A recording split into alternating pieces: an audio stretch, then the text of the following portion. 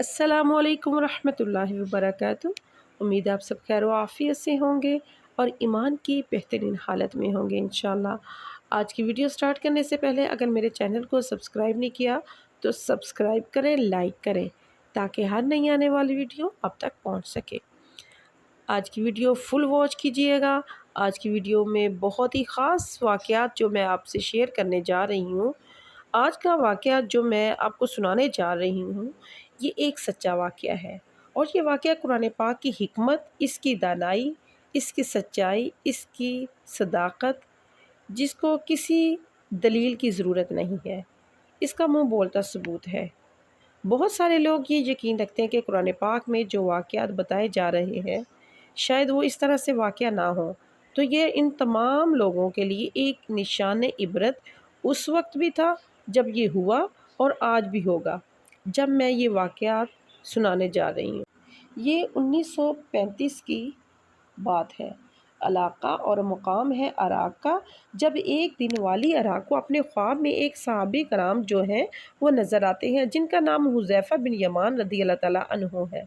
याद रहे वो सहाबी हैं, ये वो सहाबी जिन्होंने बैत उक़बा सानी में रसूल पाक सल्लल्लाहु अलैहि वसल्लम के हाथ पर बैत की थी और वो उस दिन वाली अराक के ख्वाब में आकर ये कहते हैं कि हमारी कब्रों को किसी और जगह पर मुंतकिल कर दो क्योंकि दजला का पानी हमें तंग कर रहा है।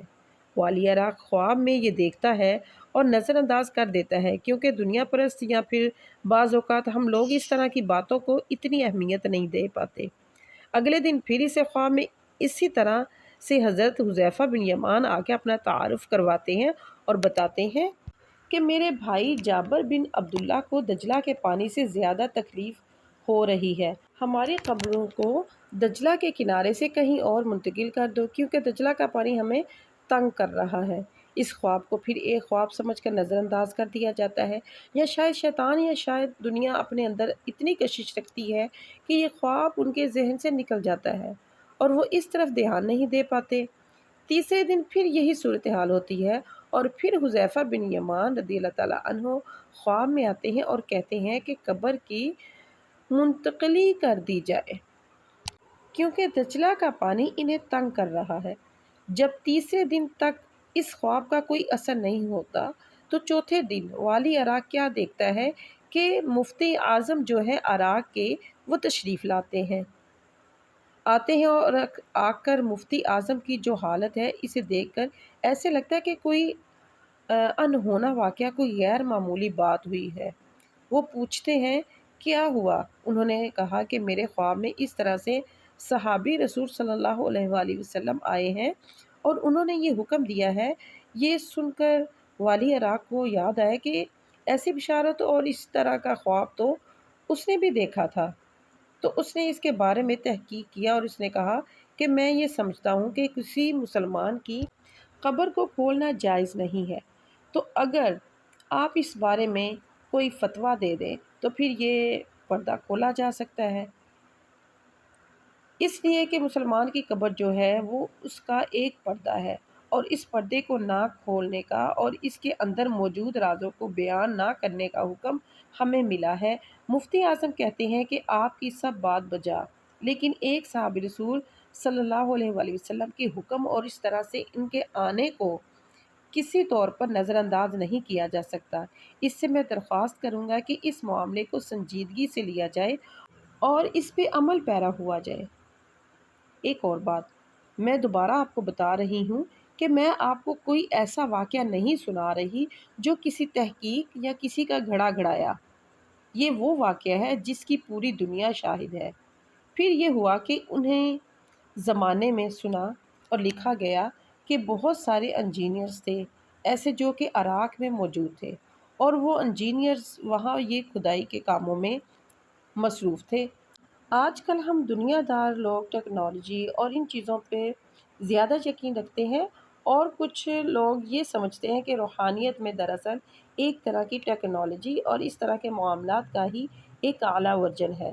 बहरहाल वाली इराक ने ये ऑप्शन और तजवीज़ पेश की कि जब हमारे पास इतने आलात, जदीद आलात हैं कि इतनी दुनिया के बड़े माहिरीन, बरतानवी माहिरीन यहाँ पर मौजूद हैं, तो हम क्यों ना ये प्रोजेक्ट उनकी ज़ेर निगरानी दे दें اور انہوں نے بھی یہ تسلی کروائی کہ جناب ہم زمین کو دیکھنے کی صلاحیت رکھتے ہیں اور ہمارے پاس ایسے آلات موجود ہیں کہ ہم اوپر سے ہی ماپ سکتے ہیں کہ کتنی گہرائی میں پانی ہے، پانی کی ڈائریکشن کس طرف ہے اور پانی موجود ہے یا نہیں۔ تو والی عراق نے کہا پھر تو معاملہ ہی حل ہو گیا، اس لیے کہ ہم ان کی ذمہ داری میں دے دیتے ہیں، یہ ہمیں بتا دیں گے کہ اس طرح کا کوئی معاملہ ہے یا شاید ہمارا ذہن یا ہمارا وسوسہ ہے، واہمہ ہے، اور اسے نظر انداز کر دینا چاہیے۔ کہتے ہیں کہ برطانوی انجینئرز نے اپنے تحقیقات کی، انہوں نے اپنے تمام آلات مشینیں جو بھی ان کی کیلکولیشنز تھیں وہ کیں اور کھدائی بھی کی۔ ان دونوں اجساموں کے پاس، ان دونوں قبروں کے آس پاس 20-20 فٹ بلکہ اس سے بھی زیادہ گہرائی تک اور خاصی گہرائی تک جو ہے کھدائی کی گئی۔ پانی کی کوئی آثار نہیں ملے۔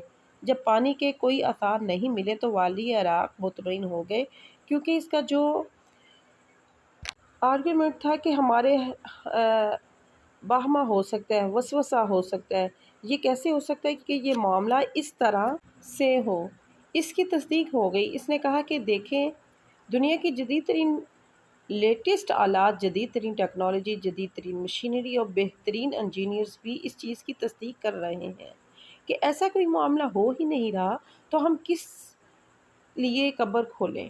مفتی اعظم عراق کے ڈٹ گئے، انہوں نے کہا کہ جناب مجھے صحابی رسول صلی اللہ علیہ وآلہ وسلم کا حکم ہے، میں روحانیت معاملات پر یقین رکھتا ہوں، میں یہ درخواست کرتا ہوں کہ آپ قبر کی کشائی کی اجازت دیجیے، قبر کھول لی جائے اور دیکھا جائے کہ کیا معاملہ ہے۔ اب جب یہ معاملہ اس طرح سے زیر بحث آیا تو تمام عالم اسلام کے لیے یہ ایک بڑا مسئلہ تھا۔ اس زمانے میں ابھی اتنا میڈیا ایڈوانس نہیں ہوا تھا، لیکن اس کے باوجود ٹیلی ویژن اور بہت سارے لوگ میڈیا کے ذریعے ایک دوسرے سے منسلک جو ہے، اخباروں کے ذریعے سے، جرائد کے ذریعے سے، رپورٹنگ کے ذریعے سے انفارم ہوتے تھے۔ بہرحال 135 ممالک کے وہاں پر نمائندے موجود تھے۔ جب پوری دنیا میں خبر گئی تو مسلمان جوگ در جوگ جس تک یہ اطلاع پہنچی، جو آ سکا وہ موجودہ 135 رہ بلاک کے نمائندے مختلف ممالک سے مختلف طرح سے وہاں پر آئے۔ ان سب کی موجودگی میں قبر کشائی کی گئی، دھڑکتے ہوئے دلوں کے ساتھ، پریشانی، تشویش کے ساتھ۔ ہر ایک شخص تذبذب میں تھا، ہر ایک شخص اس معاملے میں واہمے کا شکار تھا کہ واللہ اللہ جانے کیا معاملہ ہے، اللہ جانے کیا صورتحال ہے۔ کہتے ہیں کہ جب قبر کھولی گئی تو دیکھنے والے حیران رہ گئے کہ قبر کا پانی حضرت جابر بن عبداللہ رضی اللہ تعالیٰ عنہ کے قدم مبارک ٹچ کر رہا تھا۔ دجلہ کا جو پانی ہے وہ پاؤں چھو رہا تھا، اور حضرت حذیفہ بن یمان رضی اللہ تعالیٰ عنہ کی قبر سے ابھی چند فٹ کے فاصلے پر تھا۔ یہ بھی انہوں نے اپنی آنکھوں سے دیکھا کہ جسم مبارکوں کی کیا ہی بات کی جائے، کفن تک میلا نہیں تھا، کفن اس حالت میں موجود تھا جو ناقابل یقین تھا، اور یہ 1350 سال سے بھی زیادہ گزر چکے ہیں۔ یہ 1935 کی میں آپ کو بات بتا رہی ہوں۔ تو ایک جاپانی رپورٹرز نے وہاں پہ لکھا تھا کہ میں نے جو اپنی آنکھوں سے دیکھا میں یہ بیان نہیں کر سکتا، اور آج مجھے اس خدائی واحد پر یقین آ گیا کہ جس کے ماننے والے زمین جو ہیں ان کو نہیں کھاتی، جس کے ماننے والوں کے ساتھ اس طرح کا معاملہ ہوتا ہے کہ اس طبی اصول ان کے اوپر لاگو نہیں ہوتے، اس رب کو آپ طبی اصول اور قوانین کے ذریعے کے کیسے سمجھ سکتے ہیں جس کے بندوں کے اوپر طبی قوانین جو ہیں وہ لاگو نہیں ہوتے۔ کہتے ہیں کہ حضرت جابر بن عبداللہ رضی اللہ تعالیٰ عنہ کی آنکھیں کھلی تھیں اور حضرت حذیفہ بن یمان رضی اللہ تعالیٰ عنہ کی آنکھیں بند تھیں۔ دونوں کے چہرے، دونوں کے اجسام بالکل ایسے تھے کہ جیسے ابھی ابھی انہیں دفنایا گیا ہو، اور حضرت جابر بن یمان رضی اللہ تعالیٰ عنہ کی آنکھیں جو کھلی ہوئی تھیں وہ اتنی چمک اور اتنی دلکش اپنے اندر لیے ہوئے تھے جیسے کسی بہت مشہور، جیسے بہت خوبصورت کسی چیز کو آدمی دیکھ رہا ہو۔ اور اسی جاپانی رپورٹر نے یہ بھی لکھا کہ واللہ میں نے آج تک کسی زندہ انسان کی آنکھوں میں بھی وہ چمک اور وہ خوبصورتی نہیں دیکھی جو میں نے اس وقت ایک صحابی رسول صلی اللہ علیہ وآلہ وسلم کی آنکھوں میں دیکھی۔ یہ واقعہ رپورٹ کیا گیا جو عین شاہدین تھے۔ ان میں زیادہ تر لوگ یہودی تھے، زیادہ تر لوگ انصارہ تھے کہ کرسچن تھے، بہت سارے لوگ مشرف با اسلام ہوئے۔ میں نے یہ واقعہ اس لیے کوٹ کیا کہ ہم لوگ یوم آخرت، عذاب قبر اور یہ دنیا معاملات جہاں پر کہ ہماری آنکھ سے اوجھل معاملات ہوتے ہیں، اس کے اوپر یقین لانے میں، اعتقاد کرنے میں بعض اوقات کمزوری دکھاتے ہیں۔ یقین کامل رہے کہ اللہ کے سوا اور کوئی رب نہیں، وہ وحدہ لا شریک ہے، اس کا کوئی شریک نہیں، اور ایک دن ہم نے اپنے رب کے حضور پیش ہونا ہے اور اپنے اعمال کا جواب دینا ہے۔ اللہ تعالیٰ مجھے اور آپ کو اس دن سرخرو کرے، آمین یا رب العالمین۔ ویڈیو اچھی لگے تو لائک اور سبسکرائب لازمی کیجیے، اور کمنٹ میں لازمی بتائیے گا کہ آج کا واقعہ آپ کو کیسا لگا۔